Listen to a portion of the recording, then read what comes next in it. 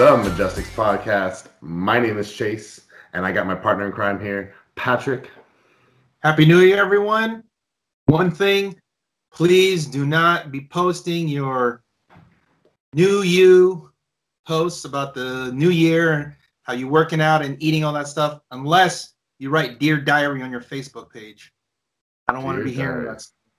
But Pat, if I don't put it on Facebook, it's not real.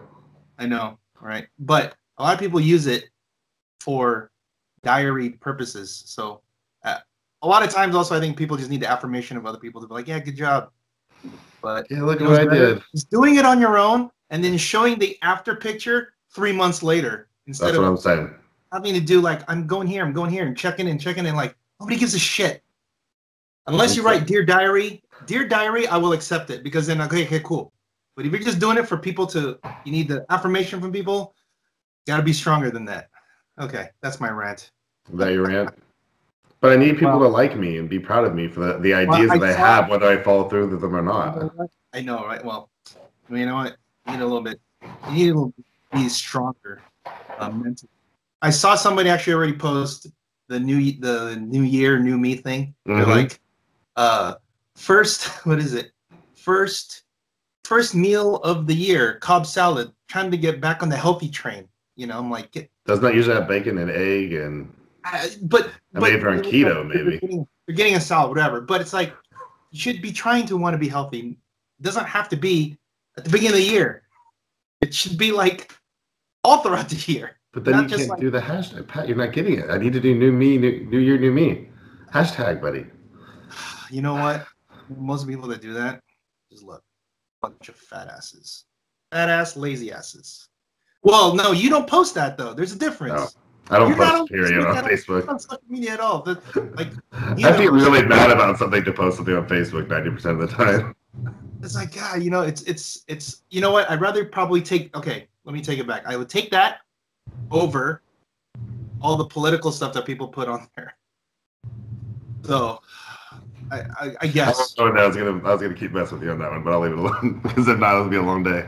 See some of these, man. You can really. Oof. We'll only get through half of our top 10 list today. You know what really grinds my gears? Yeah, that's a whole nother thing. Yeah, I think would be better. A month, 2 months, 3 months, they just post a picture of what they look like and then see what the progress is. That's fine. Because that's cool. But all right. Well, legs day tomorrow, whatever. Anyway. And next week it's back to the couch. What are we talking about again? Is this a Heroclix podcast? Oh man, that's right. Oh man. I mean, this wouldn't be the right kind of podcast this wouldn't be the Majestix podcast if we didn't get your rant out every time. I'll give you credit, man. Every time you throw me off because I actually never know what you're going to say. Just so everybody knows, like I never know what he's about to say. So I get as excited as probably anybody else. Man. There's always something. But so real quick though, did you do anything for New Year's? I'm still hurting. I haven't really eaten today, let's put it that way. I drank so much. Jesus. Well, because it's hashtag new year, new me, all this kind of stuff. So I had to be on my diet today, so I had to drink last night. I can't drink for 2 months, right? So I made sure that I hit it all, man. We went to sushi. I drank. There's 4 of us, and we went through 18 bottles of sake. That started the night. Jesus, you have you said that you're doing a contest with your. Yeah. So we got 6 guys. 6 guys from work. We all put in $100. After 2 months, whoever loses the most pounds, not all that body percentage, all that stuff, just pounds, then they get the whole pot. And then my GM even threw another 100 in. He goes, I'm gonna throw $100 in this pot just so that I can mess with you guys for the next 2 months and not take any shit for it. Dead serious. So there's $700 in the pot right now, and whoever wins takes it all. And me and somebody else are pretty much the biggest, have the most chance to lose the most weight. I was just gonna say, I was like, how big are these guys? Yeah, so a couple of them, and one dude, I just call him free money. He weighs 201 right now, and he wants to get down to like 175. I was like, I need to lose one of you. So Is he pretty fit already? he's decent. Like he just gained some weight over. He gained like 20 pounds over the past 4 or 5 months, and so he jumped in last second, put the $100 in, and I was like, oh, free money. So that's what we just call him all the time as he walks. And when is the deadline? Like when do you guys check? March 1st. So are you guys gonna be doing like weekly checks and stuff? No. You should, just to motivate each other, you know, because that's really what it is. You know what? Honestly, I get where that was the original intent, but now it's about $700 to me. So Okay. I already told one dude I got him a beer subscription. It'll show up to his house weekly. Dude. And then you're gonna have to do this. You're gonna have to. My kitchen manager is one of the guys in. So every time he's like, "Hey Chase, I got some ribs back here for you." Hey Chase, this is day one. We've already been doing it, so it makes work a little more fun. You can't eat biscuits and gravy. Nope, no biscuits and gravy. No, no dairy. No nothing, dude. I don't normally even. It's just this past year, man. I just was like, screw it. Screw it all. Give me all the biscuits and gravy. Oh, jeez. Oh, okay. This should be fun. We'll see. We'll see how. Do you have any New Year's resolutions? No, I don't. I stopped doing that like long ago. Yeah. Everyone asks what is my New Year resolution. I'm like, win this money. That's what this is. For me, it's like you should just be a lifestyle change. Whatever it is you're trying to do, just change that without having to wait until, you know, like if you feel you need to change something in March or January, or let's say June, don't be like, you know what, I'll change next year. Just do it right then and there. That's how I, you know, so like if I change something in my life, I'll just do it. Like I just decide, okay, maybe that's well, you know, I won't wait. I used to do that when I was younger, but you know, like a lot of that stuff, it's hard to maintain unless you change your actual habits and lifestyle. You know, instead of you know, kind of doing it like a training camp, let's say. Because if you do it for a training camp, it'll work, and then once you're done with that training camp, you just like go back to how you were. That's like how it is for like fighters who get into shape and they lose. They make it all the way down to that weight and they look really good at whatever, and they're in tip top shape. And then when they're off of the camp after the fight, the camp is done, and then they balloon back up to whatever it is, and then they have to get back down again on the next fight. You know, that's kind of like how I look at New Year's resolutions. You're like in this training camp. So right now you're like in a 3-month training camp. Yeah. So. Well, this will be, and then hopefully, you know, the idea is no. Well, and the idea is actually no. This is supposed to be a lifestyle change for me as well, because I don't want to be fat anymore. Is the best way to describe it. Wait, there's 5 levels of. Remember, there's big, blah blah blah, husky, blah, and then the last one's damn. It's fluffy. Yeah. That one. Which one are you? What do you remember what the 5 are? I forget. It's something. Then big. There's big. Oh, it's healthy, big, fluffy, husky, and then damn. I'm gonna say whatever the second to last. That's how I feel, at least. Is what the second to last. I'm not a damn. Like I don't walk into a room and everyone's like, oh, you know. But I feel like if I keep going the way I am, hell yeah. There's like, and I also think like it's okay to be, you know, like if you look at the actual like the BMI, you know, body mass index, and you look at like how you're supposed to be, what your weight is supposed to be, and whatever, and proportion to your height, a lot of that is like, there's no way that stuff applies to like how normal people are just in general, because some people have a lot of muscle, just size, big, bone density, muscle density, whatever. You're just gonna be naturally bigger. So like if you're supposed to be, let's say you're supposed to be 5'9", and you know 185 pounds should be like where that's like average. That's if you're like a guy with like no real. It doesn't completely work because you look at like you and I have like big frames. Like no matter what, no matter how skinny, like how much, if I have no fat on me, I'm still gonna be like wide. Yeah, that's just how it is. Like my kid is literally the skinniest kid ever. And if he was the same height as me, we're not going to weigh the same. Right. But you know, it's like Yeah, but then if you look at like you take like your measurables of like your your blood pressure, cholesterol, whatever, and you might be like in good in healthy range. It's just your weight is different, and that like I feel like the weight should not be the end all be all. Just your actual health and the stuff you can do. If you're like a bigger guy, but you can still you can still run like a 6-minute mile or whatever, and you can climb rocks, whatever, and you can do backflips and stuff. You're like, well, that's pretty fit, even though the guy's like a little bit bigger. Well, and that's how it used to be, and that's what I stopped doing. I stopped doing all the hiking. I stopped doing all that. So I used to always be like 20, 30 pounds overweight.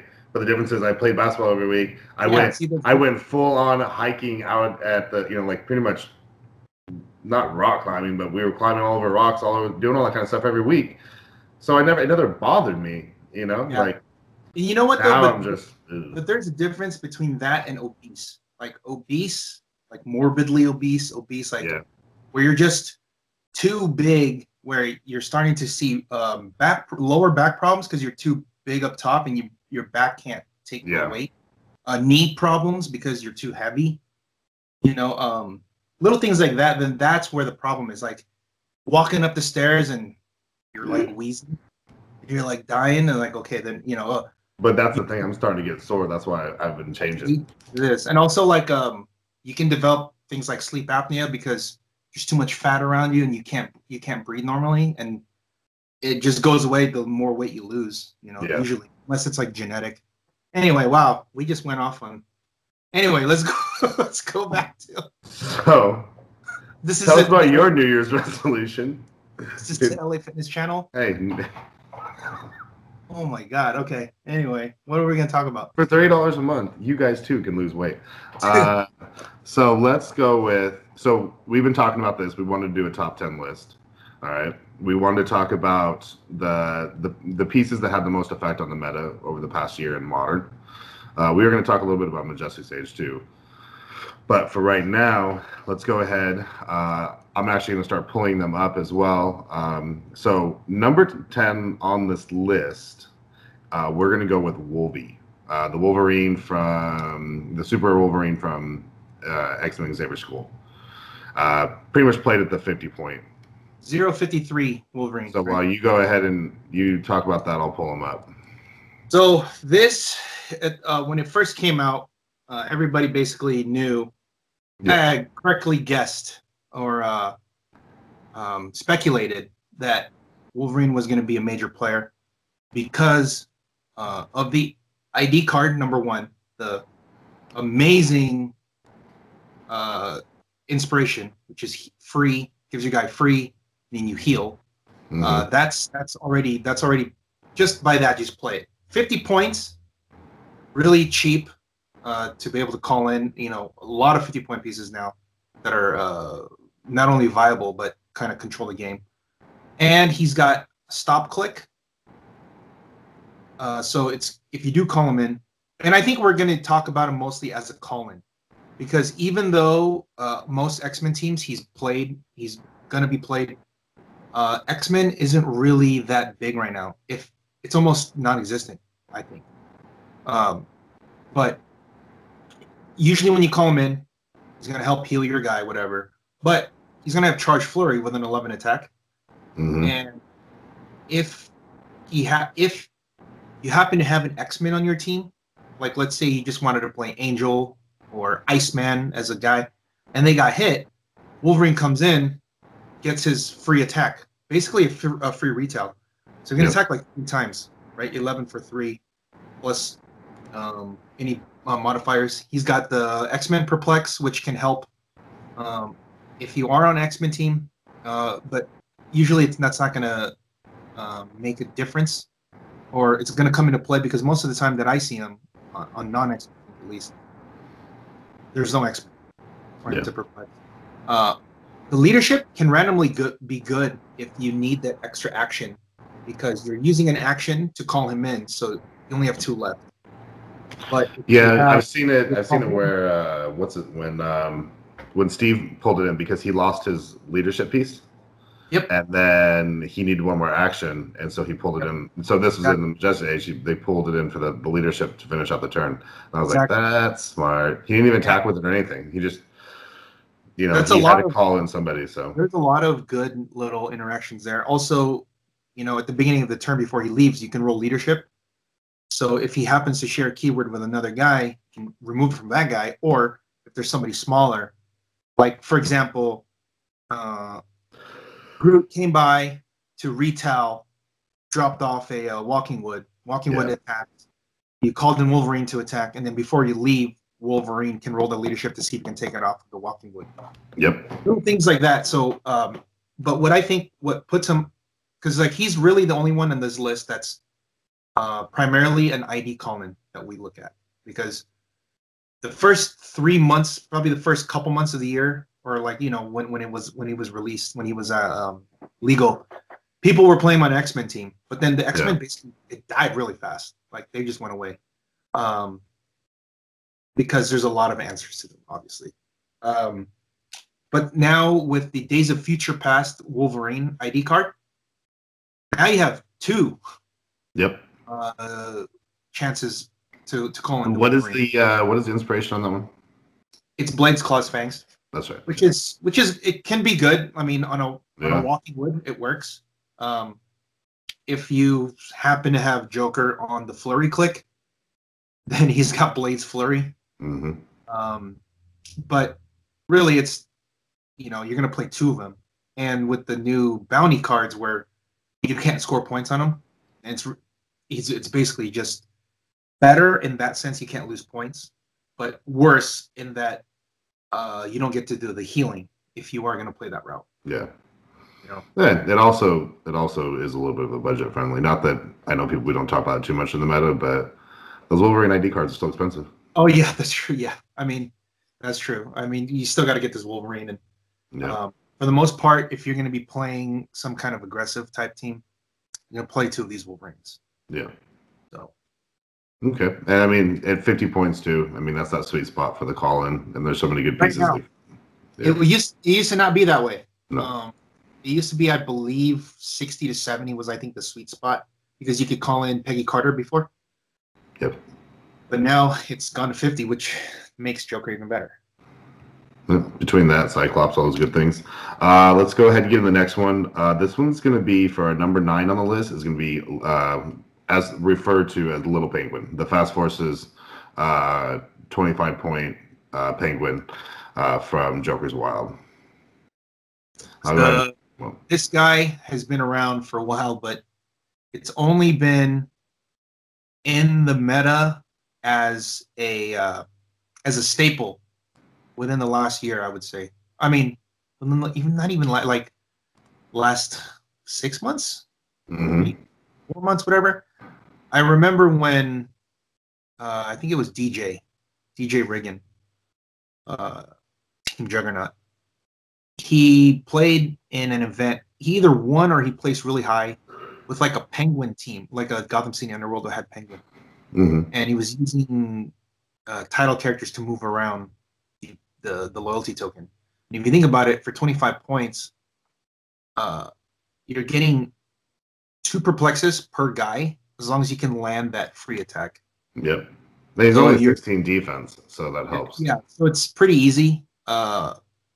You right off the bat, if you're, for example, you're going to put it on, let's say you put it on, let's say you put on Sam Cap, for example. Yep. Sam Cap will have extra range, but now her attack is 12. You put it on Hawkeye. I don't know how, you're not going to be using some of these, but just for example, if you wanted to play these, you put Hawkeye. Hawkeye now has a 12 attack with a 9 range. And then afterwards, you can have another guy just attack to move. Of course, it's contingent on you hitting the attack, which shouldn't be that hard because you need a 5 or 6 for the most part. But if you were able to move the loyalty token to another guy, now you just got an extra +2 to your stat boost. For example, you put it on an actual Robo Penguin. The Robo Penguin now already has +1 stats to begin with because it's coming off Penguin, the 3D. And now you're adding this on, and it's going to have another +1 attack, and it's going to have +1 range. Yep. So that the range goes up to like a 7. The attack goes up to an 11 or 12. So, and then you can just keep moving it. Like one of the other ones you can do is you can just keep moving it to Walking Woods, strictly for the +1 attack. You're getting an extra your 11 attack with the Walking Woods.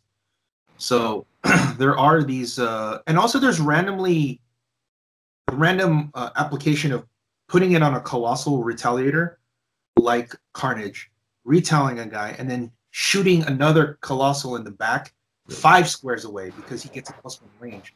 And sometimes you do that to 1 because they're too far away, and then he sidesteps and shoots 5. So that's things like that are really, really good. And he's only 25 points. You can play him on a Gotham City theme team.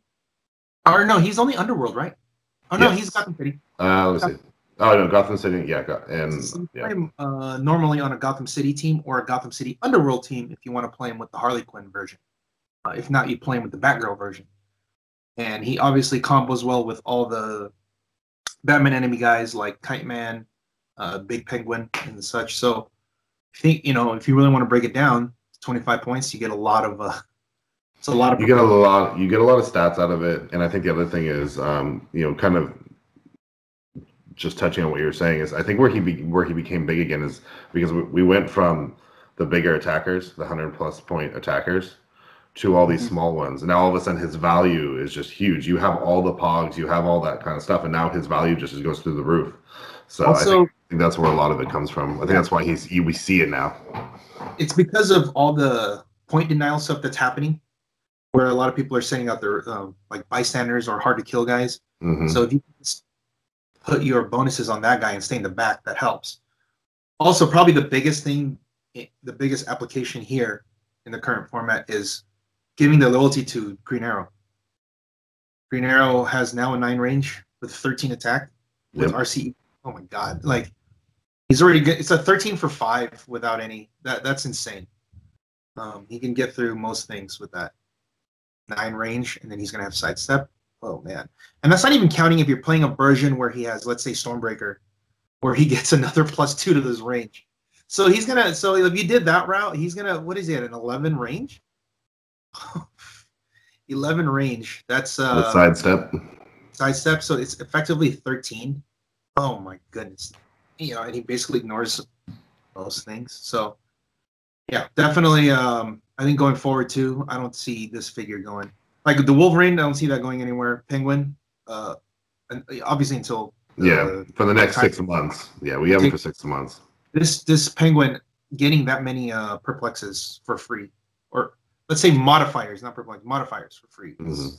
They can move around to so many different pieces. It's awesome. So let's go on to number 8 on the list. You just mentioned him, Carnage, the Retaliator. Yeah, so this is the first retail we have, like real retail.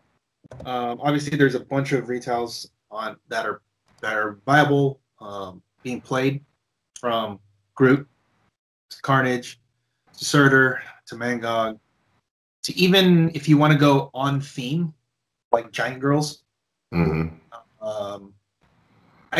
I guess we want to put Heart of the Avenger Wasp on there because even though she's a retail, she's not actually a retail. No, she's on her own. Yeah, because I guess if that was the case, then we'd put Wolverine on there too. But Carnage probably the best in terms of points because he's only the best 10 points ever. I don't see any. It's really hard to think of anything more or better than 10 points. Would you play him at 15? Yeah.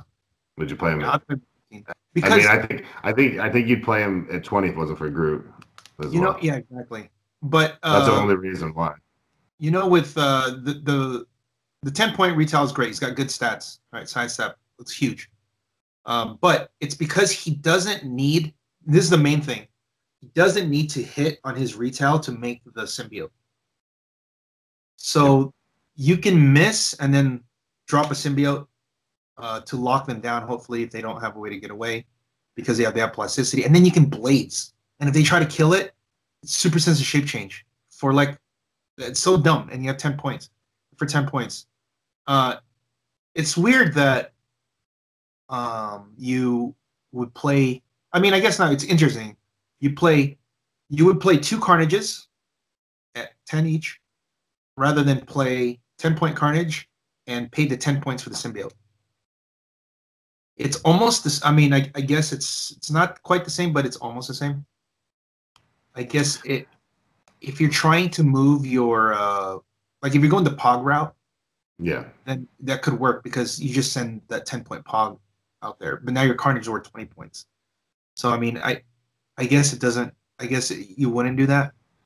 Yeah, I guess you would always play 2 Carnages if you're going to spend it. Because you also now have a chance at twice sending That's over, true. or you know, in Majestix age, 10 points, or would you play 2 ID cards? Right. That's kind of like that would be the decision you would make in that format because there's so many good ID cards. Yeah. If you're playing like a teleporter type team, then obviously you freaking can't do the 2 ID But cards. see that, yeah, but and that's the other thing that with Carnage, he's another great piece to get an ID card on your team. Yeah. 10 points, great piece. 10 points, not a liability. There's when you put a Carnage on your team, you're never like, oh man, I had to put this 10-point Carnage in. I don't do anything else. It's like, yeah, I got Carnage. There is and it's an 11 for 3, which is that's great. And then he's got double bolt that he can shoot. If he can pump up his damage, he can actually afterwards shoot 2 Colossals. Yeah, he can shoot 2 Groots in the back. Like that's nuts. But I feel like he's only he's better when there are other retaliators. Like if he's your only guy in the team as a retail, he's not as good because. So I can actually say from experience why it's not as good. For me, when I would play the Slate team, their big thing they're going to do is they're going to try and take out that Carnage first, and they're not worried about any retaliation, right? You know, because what they're going to get hit with is already going to get hit with either way. You know, I have that on the board. You know, the pulse wave on the board, no matter what. But when I had Groot and Carnage in there, it did change things a little bit because they had to be a little more careful. Because if not, then Groot retaliates. And they didn't want that to happen either. Yeah, for sure. Carnage, this is going to be out for, we still have another year of this, right? Like it just came out last. Yeah, because Thor was after What If, right? No, it was before. Wasn't it? Let's look now. Was Worlds, was Thor legal at Worlds last year? No. Oh, no, we do have one more. Wow. So another year of Carnage. Yeah. Another year of Carnage. Because Thor was the set after. I couldn't remember if it was before the 15th anniversary sets or whatever those were. It came out after Worlds. Yeah.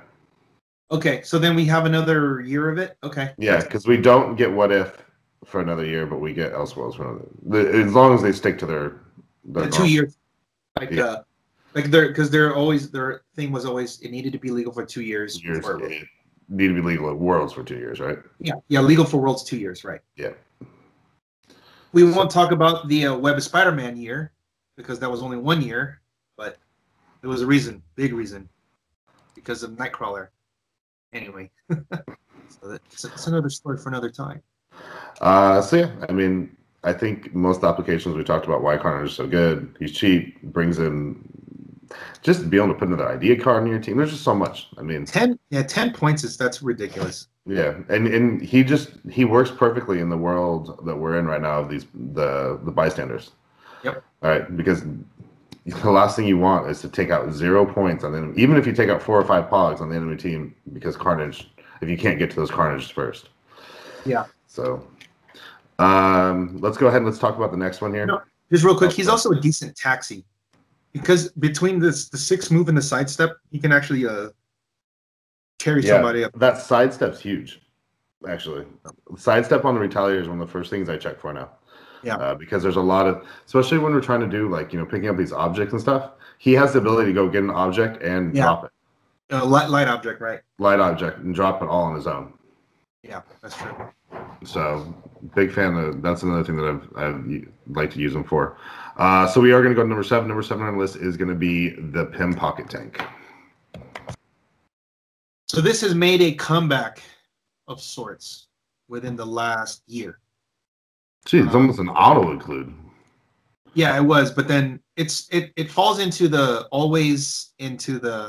when something gets put on the watch list, it always and if something gets put on the watch list and they come back with the errata, it always takes a hit in terms of playability in the beginning because we were spoiled with playing the piece a certain way. Yeah. Now that it's not that way, it's like, oh, it's not good, or it's just that it's not broken anymore. Still very good. It's not broken. So I think Pimp Tank, the Pocket Tank, is one of those. It was so broken in the beginning for those 8 points that you forget, like, what did you want for 8 points? It hits everybody, it repositions them, and then at the same time it locks them down a little bit because they're all based with it now, and they have to unless they can shoot out or ignore characters, they're gonna have to kill it. It's like the ultimate formation breaker, right? Mm-hmm. Or in the George and Steve match, it reforms them into another area where they get exploded. But that is like 8 points. I just keep thinking about that. 8 points. It shouldn't be doing penetrating damage. It shouldn't be doing in addition to the regular damage. So it's and what's cool about it is because when they changed the rules for including it on your team for not breaking theme, because it's now considered a buy center, whereas when it first came out it wasn't. You can activate it through different random things like that. The 50-point Professor X, the 37A from Xavier School, where he mind controls everybody within 8 or within his range. He doesn't need line of fire. He doesn't need to see them, right? And then as long as they can only be given move actions, like they can only be given move actions. Yeah. Well, because the Pocket Tank replaces that effect with damaging them, it's like a match made in heaven. It's a nice little synergy, nice little combo. That's the main thing that I believe brought the tank back, is that little combo, like that Professor X, that also to a lesser extent the Sam Cap. You come up, Sam Cap calls someone in, throws a tank at them. So that's like one turn you can do that. You can do that now with Odin. You can do that with Doc Ock. You can do it with the Christmas Present, which Ares Edge actually did. If you, it's a pretty cool trick. You can throw the Christmas. I believe it's an in-cap attack. Mm-hmm. So you give it at somebody and you just throw it at them. I think it's a free attack too. So instead you throw the Christmas Present, but you're also throwing or you're not actually throwing the Christmas Present. You have the Christmas Present and it just gives you an in-cap attack. But then you do the in-cap attack for free with the tank. So it's the same thing as the Professor X trick. It's really ingenious. That's a pretty cool trick. It's really smart. I'm reading it right now. Yeah, because it's roll a d6, 1. Christmas Present is KO. 2 through 5. This turn, this character uses in-cap as a range value of 3. And free, drop the family map. Choose opposing character with 6 squares on fire. That character can't be. Yeah. So there's really, yeah. So as long as you don't roll a 1 or a 6, you just roll a 2 or a 5, and it's a free tank. You get a free tank. So you can do that with Batarang, with that Batman. You can do there's so many things. So that's what makes the tank really, really good. It also like randomly can, if you can hit, you can displace people from the boxing ring onto outsides of the ring, so that now you don't get the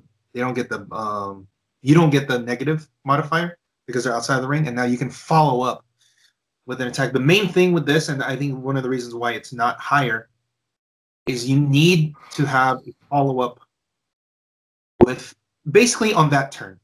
Yeah. You need to displace them, do whatever, and then you need to follow up with one more attack. If you can't, and sometimes it's hard to do that because of the positioning and the actions and stuff, you might not be able to get that off. But the main move, displace and then follow up with somebody.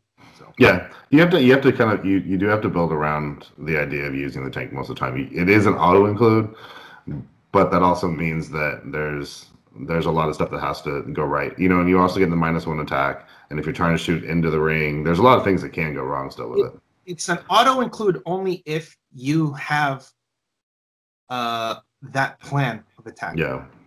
Because I wouldn't throw, like, for example, I would not, if I'm playing Unimine, I would not play the tank because I'd rather just kill them instead of throwing the tank at them.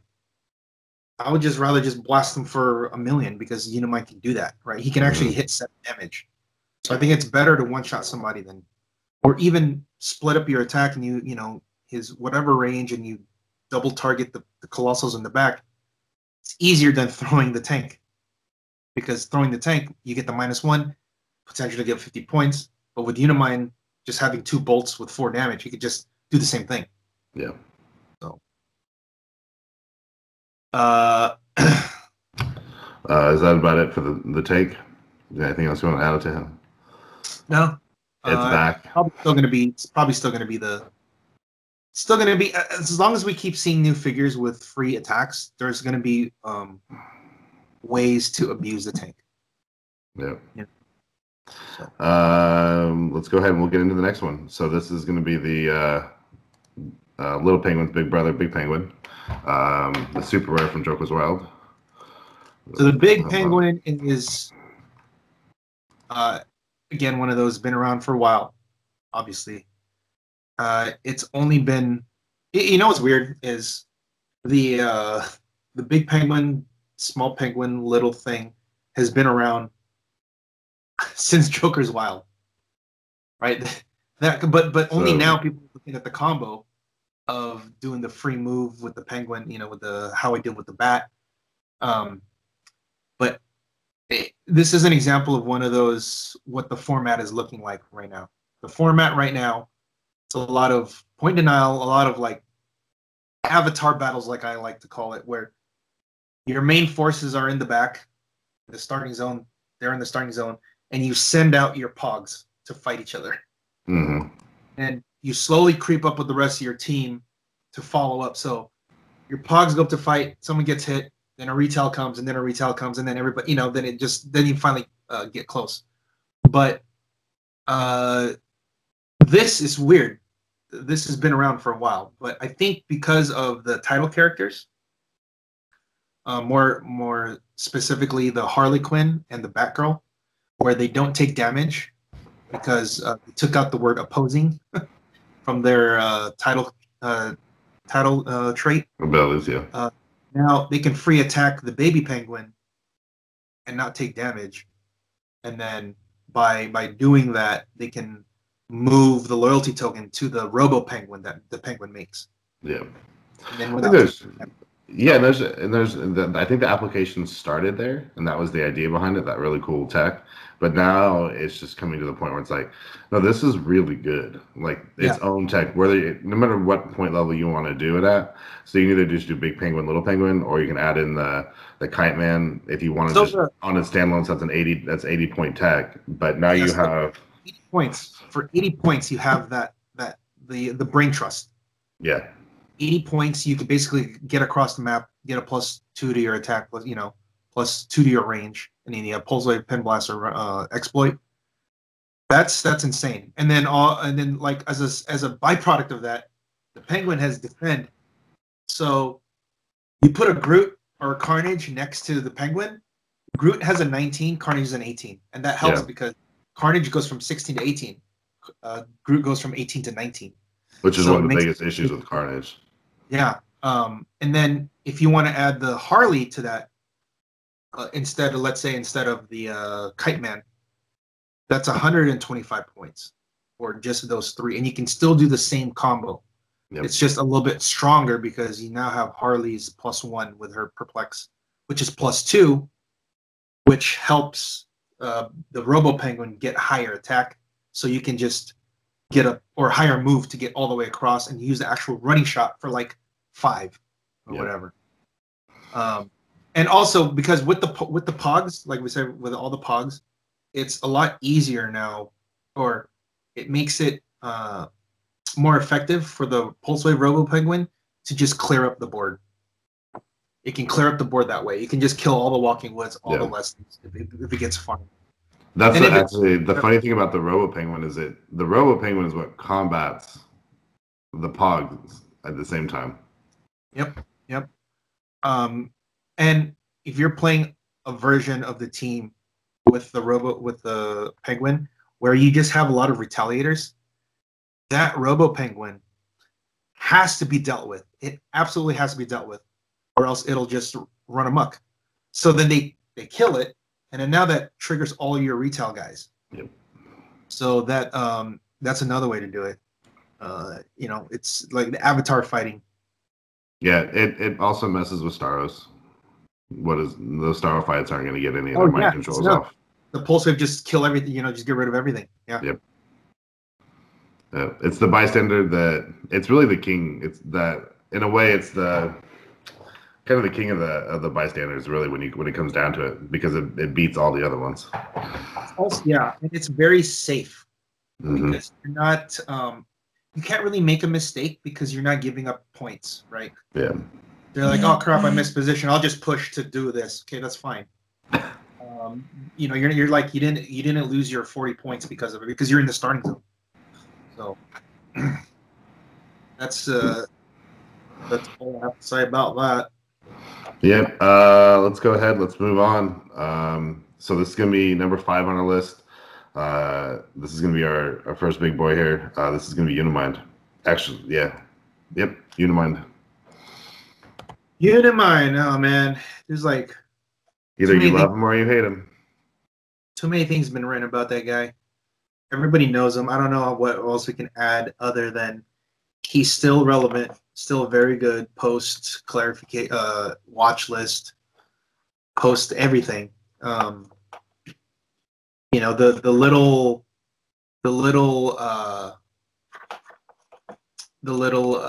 errata where he can only perplex the +2 on Eternals. Really doesn't affect much. No, and he keeps getting more Eternals as well. He really has easy options to just about everything he needs. And he pretty much in a way has, as long as he has stealth, he has protected pulse wave in a way pretty much. Yeah, and he can pick stealth, can he? There's one, or I think there might be 2 now. I know there's 1. So he can pick stealth, and then once he picks stealth from that power, since the Forge of Blue Flames is protected pulse wave, you can't pulse wave him. It's interesting that what number is he? What do we have? 7? Number 5. Right. He's number 5? Yeah. Oh, what was our I thought to recap, number 10 is Wolverine, then 9 is Penguin, 8 is Carnage, 7 is Pim Tank, 6 is Big Penguin, and now we're at number 5 at Unimind. Yeah. You could play him. It's weird because your guy plays him at full now. Esbrook plays him at full. Esbrook plays him at full now? Yeah. That's why he got that far. He got to top 4 because he's not giving up any points. Right? And then he only lost, and his only loss was to a roll-off to Tyler. Remember? At Worlds. Oh, yeah. So, full Unimind with all those Eternals, it's hard to get around it. Obviously, you play him with either Lockjaw, Starfox, wherever. He's still very, very good. I don't know. I think he's still going to be around. We have him for another year. Now that there's the Thanos Copter. Thanos has, I think, Pulse Wave up top for him. Mm-hmm. He now has access to just Pulse Wave. And he also pretty much has access to Exospecs because he's in no hurry. It doesn't ruin his tempo that much, does it? I wouldn't put it on him though, because he already has everything. I would rather give him more defensive because that's the thing that can kill him is not having enough defense. So or getting locked down. So something like the symbiote might be better. Gotcha. Because it gives him shape change, and he can just pick super senses from Star Fox, and he has invincible already. And then he auto breaks so that they can't. They actually doesn't work because they can't auto break if they're the same size from him. and they have plasticity. But he can shoot out, which is fine. And also, I don't even know if sometimes you even do give him that. You can just run up and just hit somebody. Yeah, might be easier. So yeah, he's still a top 5 piece for sure. You know, he's still the best temple. We did, you know, like I try to make a case for Goblin King, and the truth is, Unimind is just better. Oh, and he is also more, I guess you'd say, new. I don't know if new player friendly is the correct term, but if you're like a new player playing in the competitive circuit and you're like, what should I play? I don't know. Like, I feel like Unimind, if you just explain to him real quick how he works, he's already, you know, he's like he's that big of a crutch for them to help them out. You know what I mean? Whether it's him at full or him with other guys, but him at full, it's gonna be very hard to kill. You know, if you're not prepared. So. All right. Well, let's go ahead. Top 4. Uh-oh. We got the top 4 right here, and hitting in at number 4, another piece that's made a huge comeback, and that's going to be Green Arrow. Oh yeah, this is the one. Remember, we were talking about if this should be up there, and I'm like, have you not seen all the Gotham teams? Yeah, it's huge. They've really brought him. I feel like he really needs to be on a Gotham team. That's just my personal opinion. Yes. But luckily, the Gotham team just has so many good stuff right now. Yeah. What helped put it over was the animated series. He's got a lot of options now because there's a lot of Gotham guys. Mm-hmm. Led by the title Batgirl. You know, Tom Kerr made this. Yes and no, though. But the funny thing is, the only thing on that team that's new her. Yeah, that's what I'm saying. Everything else is from Joker's Wild or but that's Batgirl is what put it over the top. Oh, you think? Okay. I think because she gives you Perplex, Prob, and Outwit all in one. Her +1 is Perplex. She has Prob already, and then her minus is Outwit with a free charge. So that in itself makes it so. Some people might say, well, we had Anarchy. You could play Anarchy instead. That's true. And Anarchy has a lot of, he's got his bombs. He's got Prob. And he has the team ability to move the Penguin. Yeah. You know, that thing, which is great. But just the versatility of Batgirl makes it better because her other +1 is half her move and move. So she can actually just move and then attack or call somebody in and do the call-in thing is really nice because it allows her to move up and then pull in the tank, drop the tank, pull in the Professor X, drop the tank, and then Green Arrow finish. Yeah. Call in Wolverine or call in Cyclops, whatever. Yeah. That's all from her. Green Arrow is the beneficiary of all that. He's been good, like as you saw, George won the U.S. Cup with playing Green Arrow on a non-theme. That's true. You load him up with Stormbreaker. He's got a longer range and he's got energy explosion. You got to be very careful. And things like Commissioner Gordon has leadership. You can take it off. He can take a token off him so that he doesn't have the negative, the drawback of not being able to attack when he has 1 token. Because if leadership is gone, he gets to go again. And it's not a coincidence that he's ahead of Unimind because he is the Unimind killer, right? Because a 5-shot damage shot kills Unimind or pops Unimind, and then he's basically dead. So and there's no one else in the format right now that can do that, right? Like that can just go through that. Is there anyone else that has like?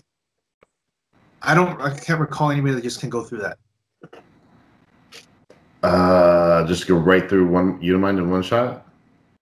Basically, yeah. attack is high enough, right? It could be a 13 or 14, depending on the loyalty token and the perplex from Batgirl, whatever. So you can get there.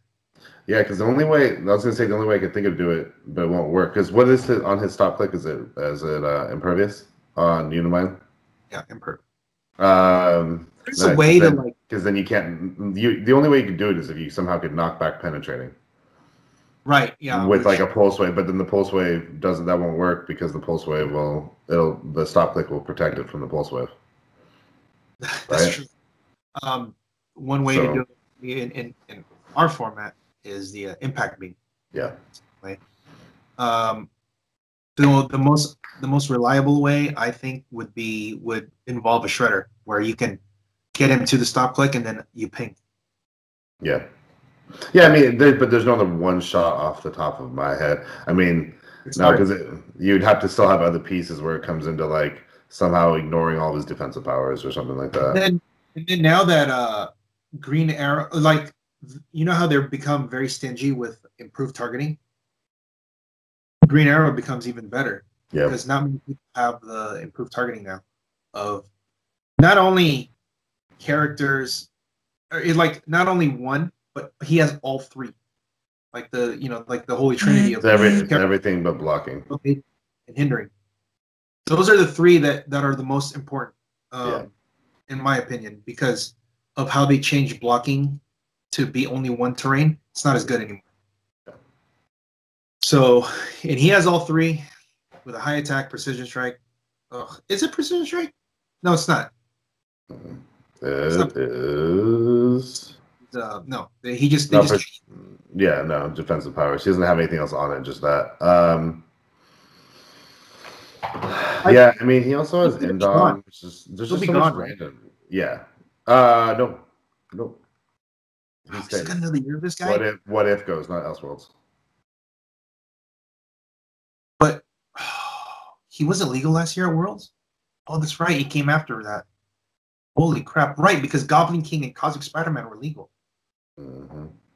Oh, geez. Okay, so it's another guy. Yeah, he.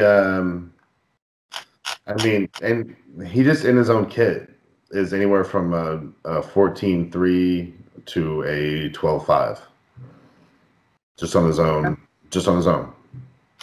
With an 8 range. Like, there's not more. He literally is just a freaking cruise missile. So that means his value's not going to drop anytime soon.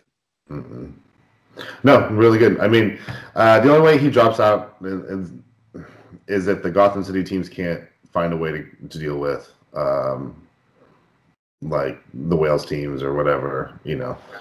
I mean, they lose many. Wales do lose many, so that does change them.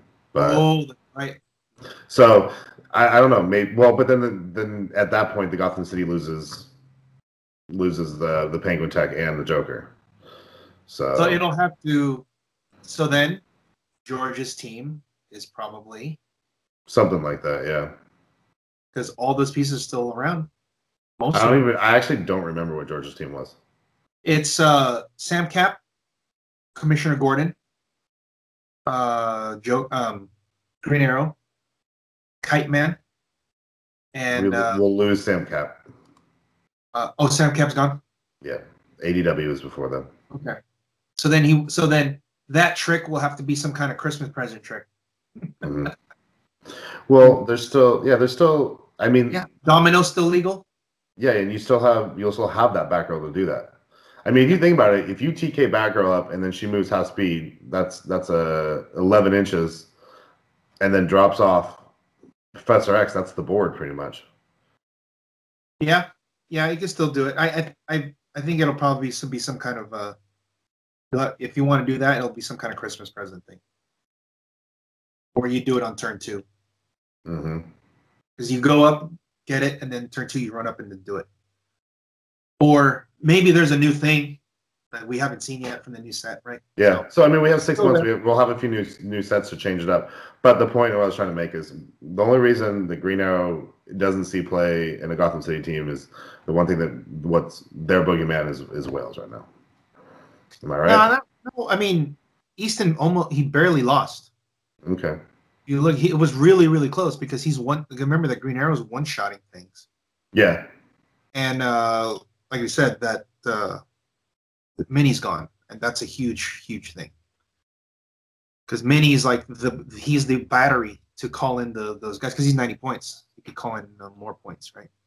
Yeah. So it'll be interesting to see that. But I still believe that Green Arrow is probably still going to be up there.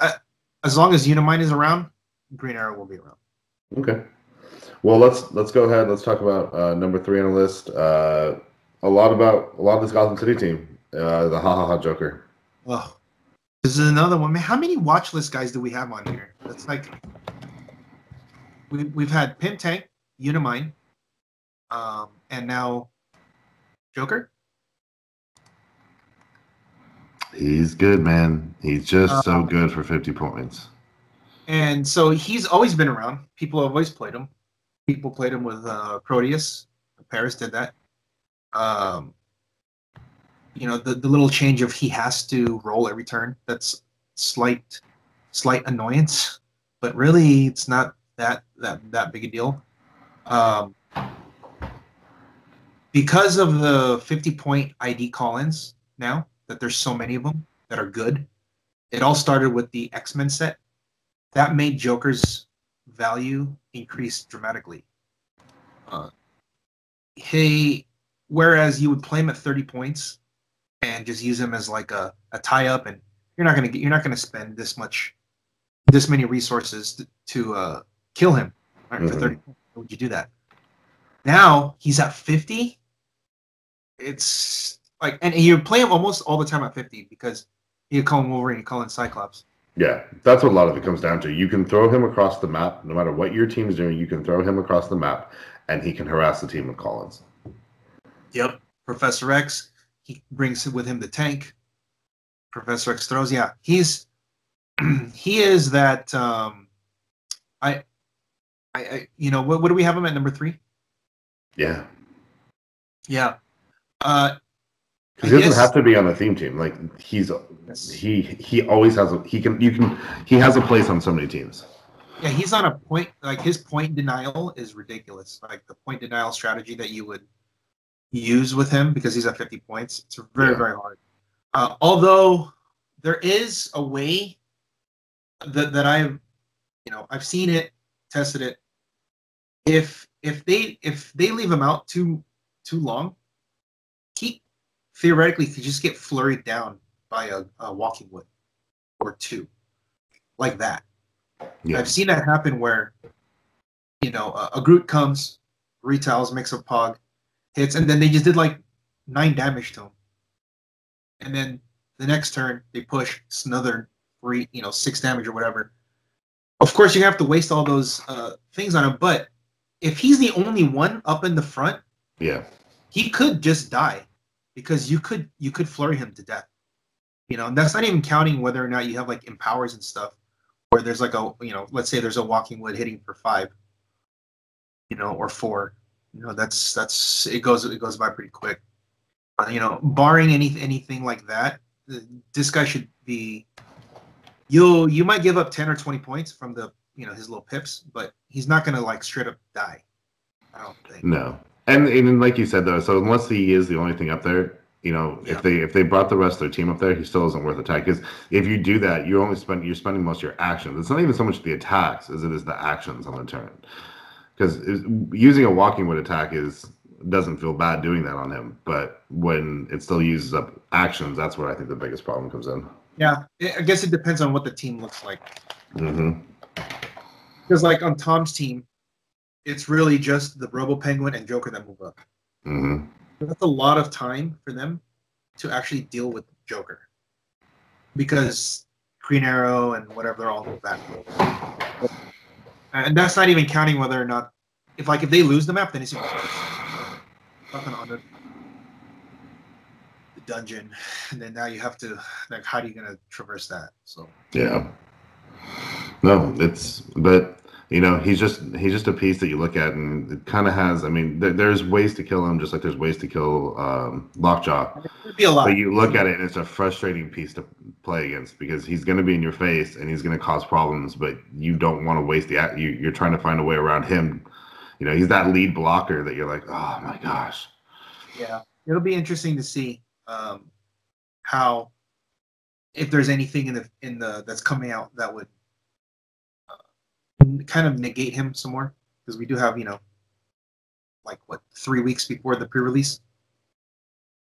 So yeah, I mean, it's one of those things too. Is like what kind of piece or what kind of power would they have to write in there? Would it have to be something like an anti-token? Or like I mean, and that's a really niche piece. I don't know how they could ever do anything like this, but something that could remove just any token from a card. Yeah. Like whatever token they have, just remove one of that. But it always seems like whenever they do that to affect something like that, it ends up affecting or changing something that nobody sees coming. I don't know how to say it. You know, when we made Faust from Superman and Wonder Woman, that was the original. That was our original thing. We wanted to give him a power action to remove any type of token within 3 squares of a guy, and if he does, he heals 1 click. Or you give him a power action and you give a token of whatever that is, and if you do, he takes 1 damage. Kind of like that. Gotcha. Because at the time it was supposed to be like, oh, how do we get around the other Faust, right? Yeah, no. Like the zombies that get the hunger tokens and stuff. Uh-huh. We're trying to figure out like, oh, we take those out, and then they're like, well, there are too many things coming down the pipe that we don't know the balance of it. And then very next set that came out was Flash. Everybody has the speed tokens. Yeah. So they're like, no, we can't, because then they just take the speed tokens and they just suck. Right? It's already hard enough to get the speed tokens on the Flash guys to begin with. That came out because I got in the game when Flash was. I thought your Faust came out after that. When we were designing. Yeah. We were designing it. Oh, yeah, but it doesn't come out. Second came out. Yeah. We didn't know that, but they said there's stuff coming down the pipe that we don't know about the balancing issues of this. So we're just not going to do that. So if you look at Faust now, it's a power action to damage them and heals 1. Uh-huh. So that's what it ended up being. And I'm like, oh, he's like, well, you just get to heal now and damage them instead of like contingent on taking a token from somebody. Yeah. But it needed to be a token from the card. So if there's anything that just takes a token off some, whatever it is, that would make him. That would definitely hurt Joker a little bit, because right now I think he's too strong, in my opinion. Yeah, and again, said piece would also have to still be relevant throughout. They wouldn't, if it's just a battle Lockjaw and Joker, no one will play it. There's a lot. There's a lot. Loyalty tokens, another one. This is true. There are a lot of things that put tokens on guys now. Well, that's it for our number 3. So now we got our top 2. Do you remember who the top 2 are? Number 2 is Mini. That's right. All right. So number 2, we're gonna get into Mini Shredder here. The best of the Shredders, but most resilient. Has the monster keyword, which is huge in the format right now, because all the top, the Goblin King's a monster. All the most of the retaliators that are good are monster. The whales are monster. There's just so many things for it. We already know what this guy does in terms of the auto damage, hard to kill. He comes back.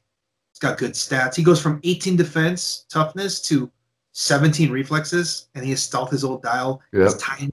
He's got a power. He's 90 points. So he could call in guys like Chamber, Colossus, 60-point beaters like the Chase Cyclops, Chase Jean Grey, Chase Iceman. There's like so many applications of this guy. He doesn't even attack. No, right? It's just the plasticity and stealth, man. That's like the 2 things I think that's the 2 things that frustrate me the most about him. Like short of his pinging, that's what really frustrates me. I mean, the plasticity is tough. Of course, they're going to get an extra plus, so it's only in a 5 or it's only in a 5 or 6. Yeah. Or they could break away in a 5 or 6 because he's tiny.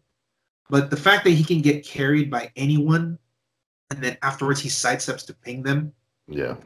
That's it's too much. And if you're playing, let's say Groot is with him, and Groot lives, Groot can roll leadership and take it off of him. Shredder clone can roll leadership, take it off of him, which means he can move again or call in another guy or just attack. I mean, he's got 11 attack precision strike. It's not bad. It's just 2 damage is what it is. Like we said, of all the 4 Shredder's Elite, this is the guy that sees the most play because he doesn't need to be on a Shredder team, actual Shredder team. Yeah. Whereas for you can make a small argument for Shredder clone, but he lacks the monster keyword. So you can't really put him on as many theme teams, I guess. Claw only sees play with other Shredders. So, at least what I've seen. And then we don't talk about Shiva. So, Mini, probably the best. The best since the cop cars at doing these auto damage things. The cop cars back then, pre-errata, was penetrating damage just like this guy. The main difference was back when the car was legal, there was no invincible yet. There was no invincible, and there was no there was nothing, at least if I remember, that stopped penetrating damage. Okay. So that's what made the cop cars really too strong. So now similarly, Mini Shredder can it's basically the same thing, but because of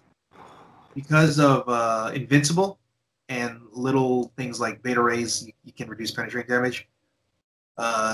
He's not on the watch list. That's what I think.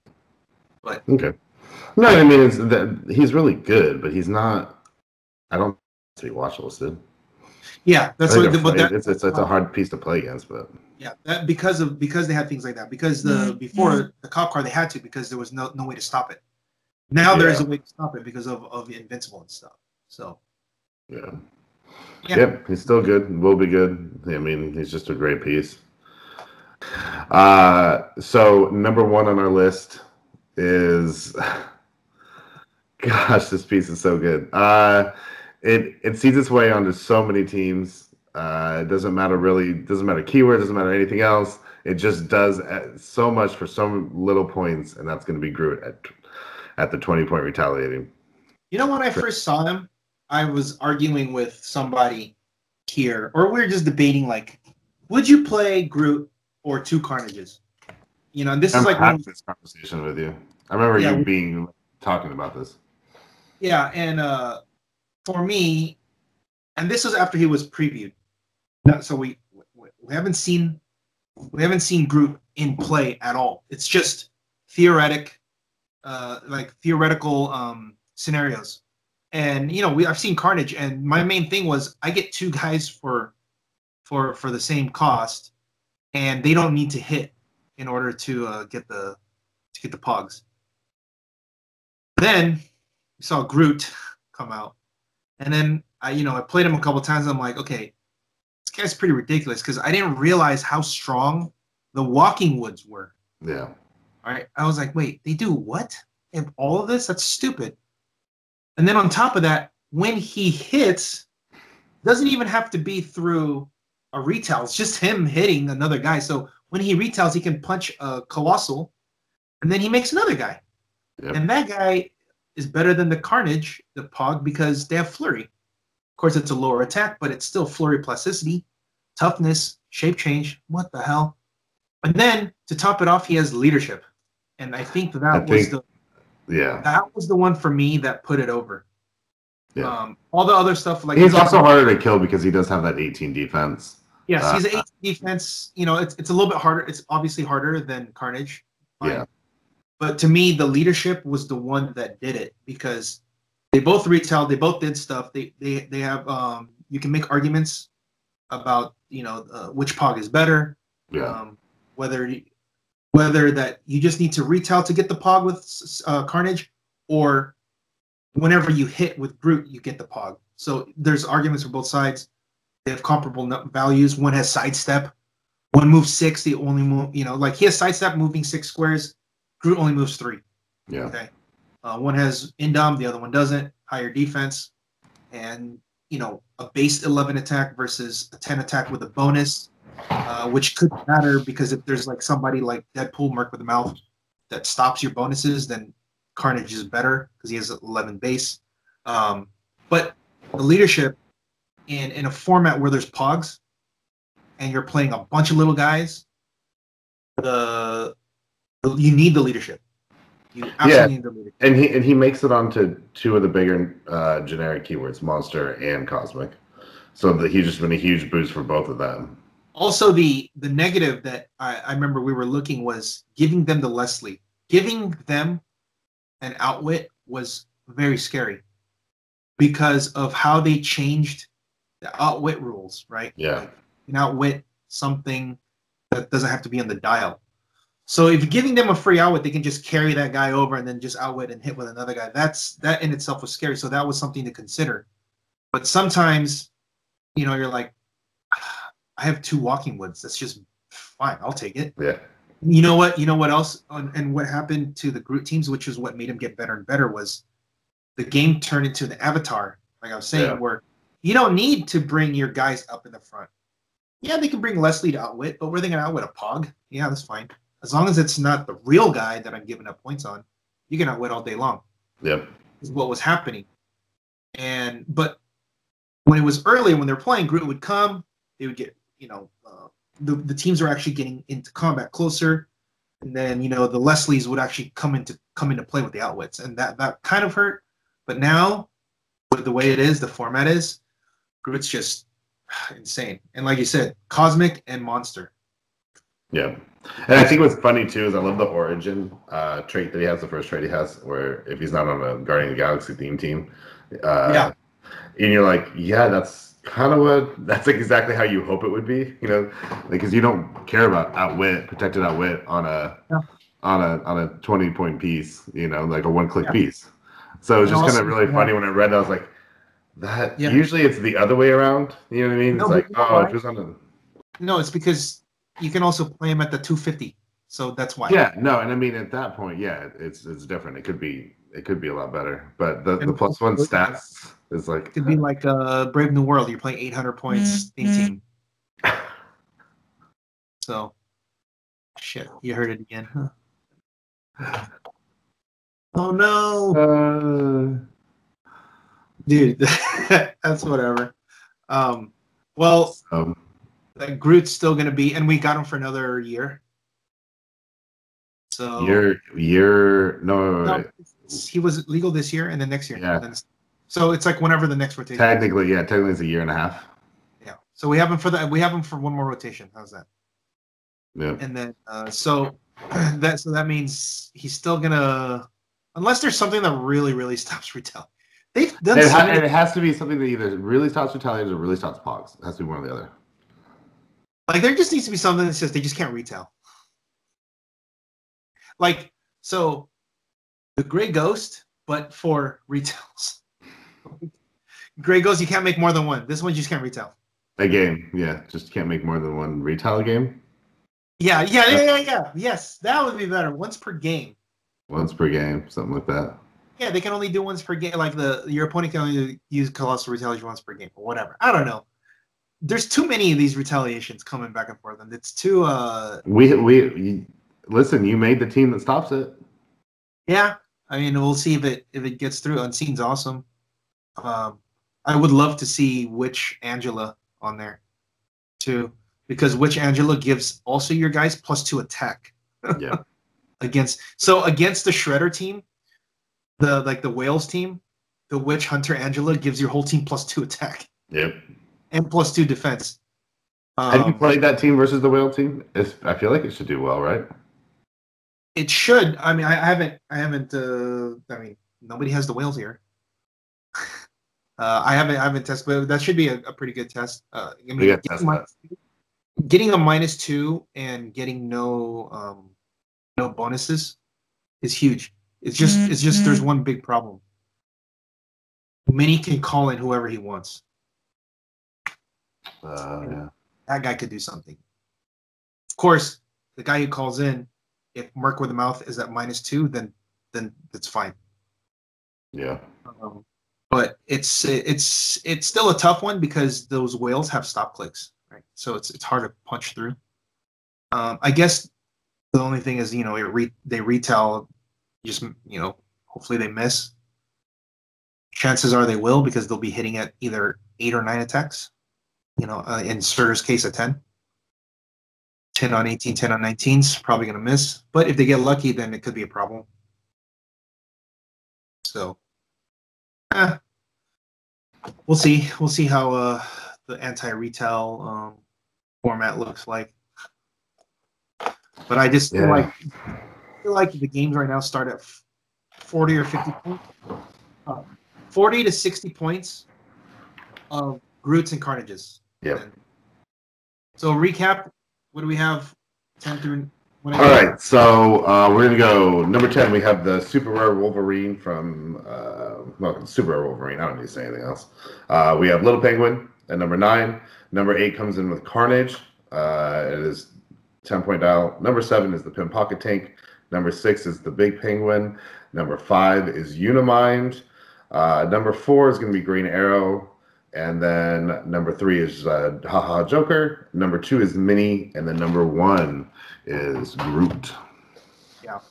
Groot's probably the one that will stick, just because he's so many uses. He could play on any team.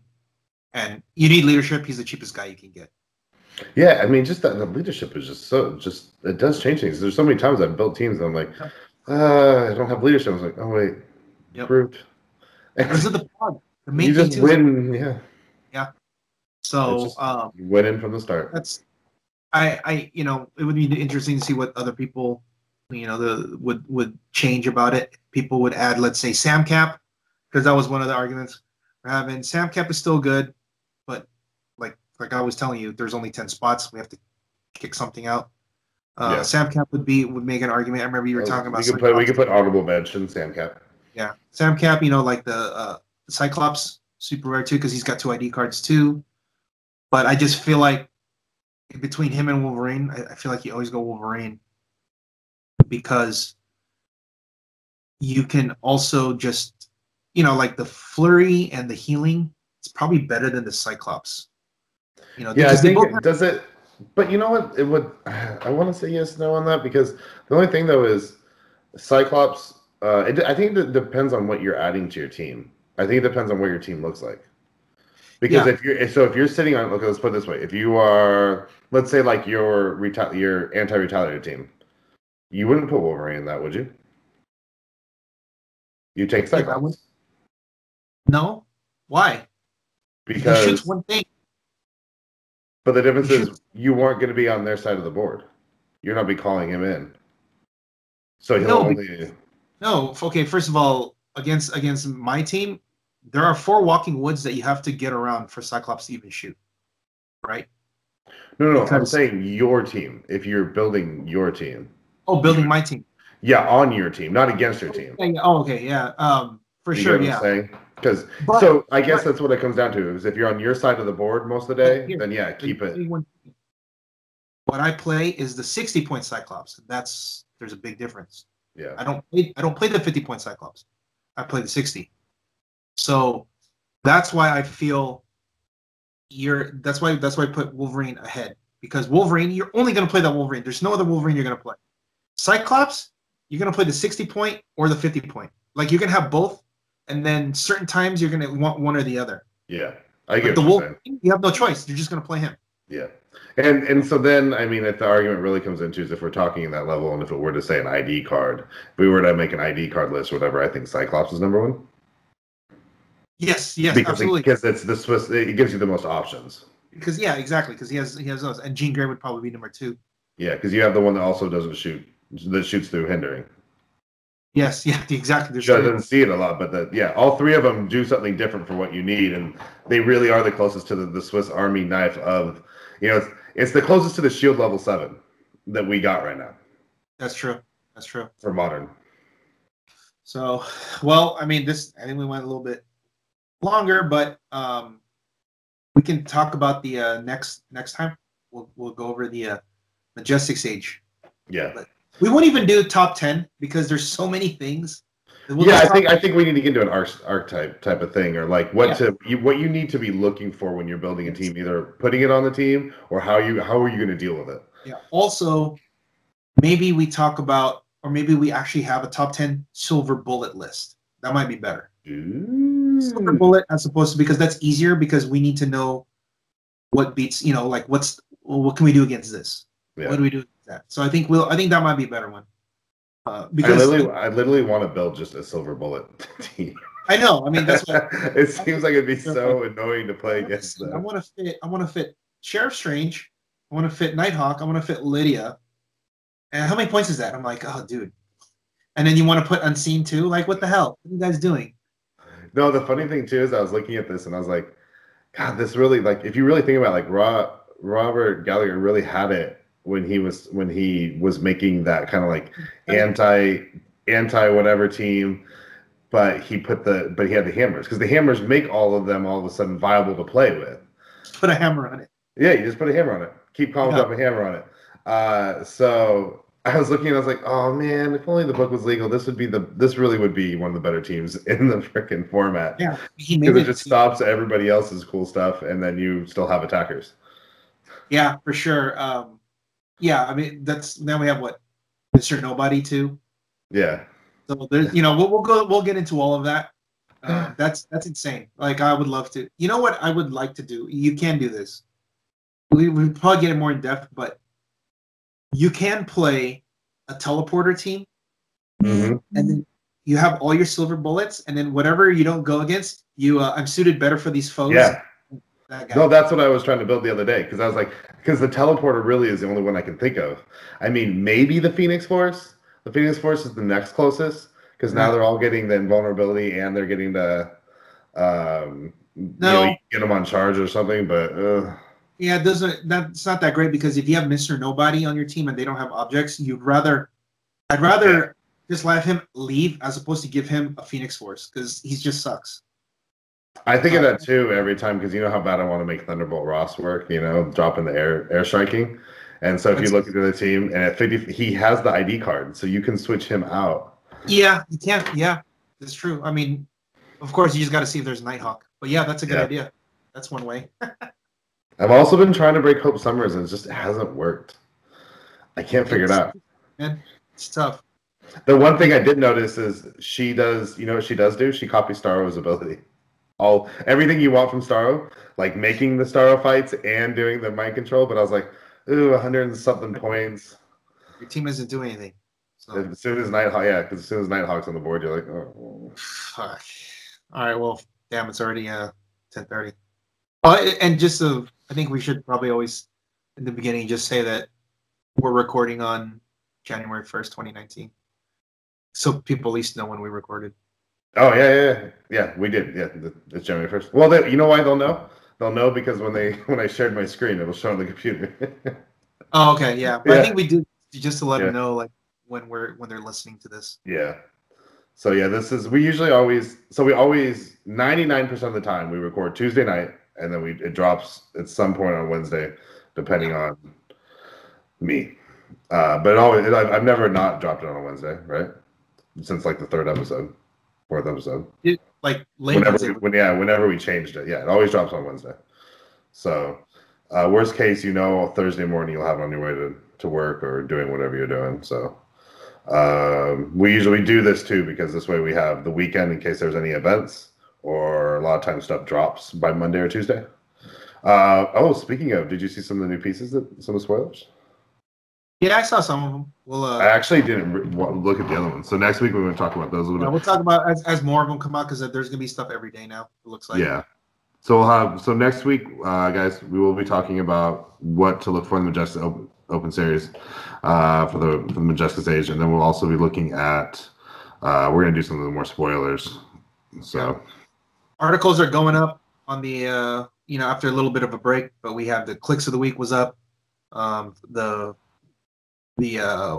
why don't I play this piece article went up, and I have a couple more, like Aaron's going to be doing like basically the last month of the year review, a couple team ideas from writers, and Pedro's going to have a new Alpha Strike type teams for the new form, going forward.